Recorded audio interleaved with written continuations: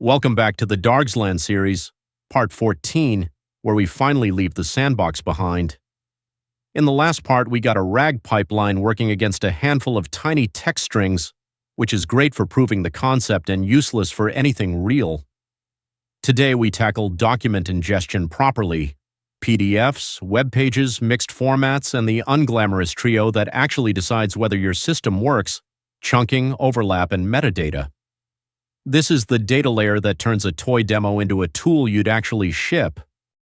So before we touch a single PDF, let's settle the most common mistake people make, embedding an entire document as one vector.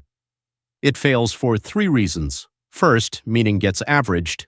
10 pages collapsed into a single point in vector space is just the average vibe of the document, and a specific question about, say, the refund policy gets drowned out by 50 other topics. Second, context window overflow. If your top result is the whole doc, you're shoving all of it into the prompt, and even Llama 3.1's generous 128K tokens won't save you from a 200-page manual. And third, even when retrieval fires, it fires on the wrong half. The question is about page 17, but page 12 had similar words, so the user just gets noise. So the obvious next question is, how small? And the honest answer is, it depends on what you're asking the chunk to do. If you're answering crisp factual questions, go small. 100 to 200 tokens keeps the match razor sharp, but you'll occasionally lose the surrounding context that makes the answer meaningful. For most general-purpose RAG, 3 to 500 tokens is the sweet spot, and that's why this series defaults to 400, roughly 250 words, or a healthy paragraph. Push up to 1,500 when your documents are narrative and ideas span pages, and reserve 2,000 plus for specialty cases like legal contracts or source code, where splitting mid-clause does more harm than the longer chunk does. Just remember, once you're at 2,000, you're sliding back toward the whole document problem we just walked away from. But picking a chunk size creates a new problem: boundaries. Watch what happens with a clean split. The phrase refund policy is 30 days from purchase gets sliced right down the middle. Someone searching for a 30-day refund might hit chunk 1, which trails off mid-sentence, and miss the chunk that actually answers the question. The fix is overlap. Let each chunk carry the last 50 to 100 tokens of the previous one, usually 10 to 20%. Now, 30 days shows up in both chunks, and either one is enough to answer the query. Cheap insurance against bad luck at the boundaries. Now, how you actually cut the text matters as much as the size.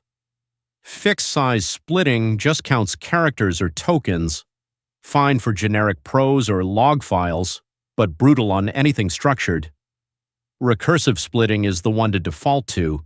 It tries paragraph breaks first, then line breaks, then spaces, so it respects the document's natural seams. Semantic chunking goes further, embedding sentences and cutting where the topic actually shifts. Powerful for long narratives, but slower and overkill for most pipelines. Start recursive, reach for semantic when the content earns it. And here's what recursive actually looks like in code: 12 lines, no dependencies. The walk is simple. Take a window of about 1,600 characters, then back up to the nearest paragraph break, falling back to a sentence period, and finally a plain space if neither exists. After each chunk, we step back by the overlap before continuing, so the next slice starts inside the previous one. That's the whole trick. Boundaries first, brute force last. Now that we can chunk clean text, let's get text out of the format everyone actually hands you: PDFs. pypdf is a one-liner to install, and the read function is just as boring. Open the file, pull text from each page, join them with a blank line. From there, it flows straight into what we already built: read, chunk, embed, add to the collection with stable IDs like Handbook 0, Handbook 1, and so on. One caveat: if the PDF is a scan, you're getting empty strings back. That's an OCR problem, and it's a different beast for another day. Web pages work the same way, just with a different front door. Request grabs the HTML, BeautifulSoup parses it, and then we walk through and decompose the noise: script tags, styles, navbars, footers, all the chrome around the actual content. What's left is the article text, which we hand off to the same chunker we already built for PDFs. One pipeline, 3 input types, and the embedding side never has to know the difference. But text alone isn't enough. Once a chunk lands in your vector store, you need to know where it came from and what it is. 5 fields do the heavy lifting here. Source gives you the file path or URL so you can cite back to handbook.pdf page 7 instead of waving your hands. Type lets you filter by format. Title is what the user actually sees in results. Chunk index tells you which slice you're holding. And ingested, it lets you spot stale content and prefer fresher answers. Skip these and debugging a bad retrieval becomes archaeology. Pull all of that together and the actual CLI is almost embarrassingly small, about 25 lines. We loop over the arguments, dispatch on whether it's a URL, a PDF, or fall back to plain text, then chunk, timestamp, and hand everything to Chroma in a single call.add call. The IDs are just the source plus the chunk index, which keeps re-ingestion idempotent. Run it again and you overwrite cleanly instead of duplicating.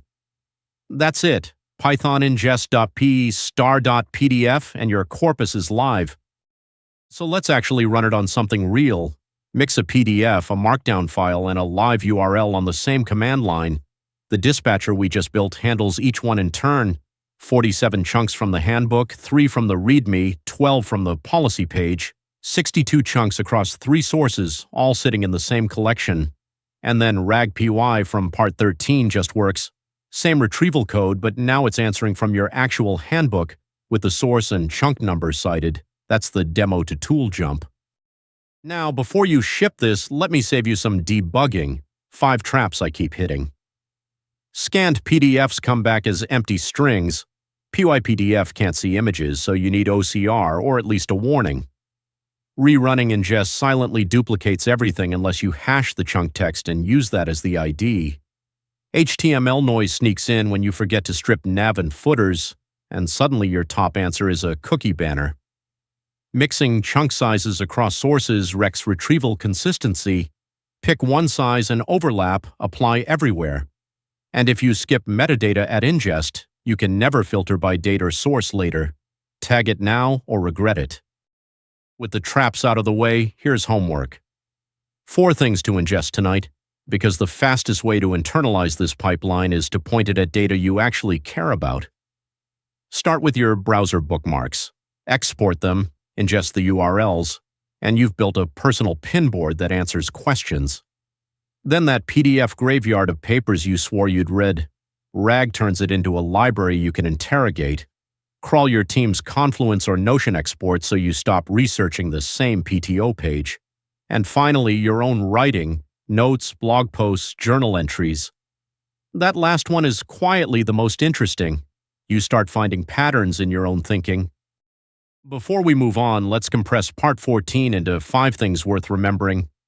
Chunk first, always. Whole document embeddings average everything into mush.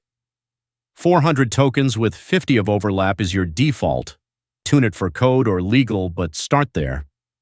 Recurse on natural breaks, paragraphs, then sentences, then words, never mid-word.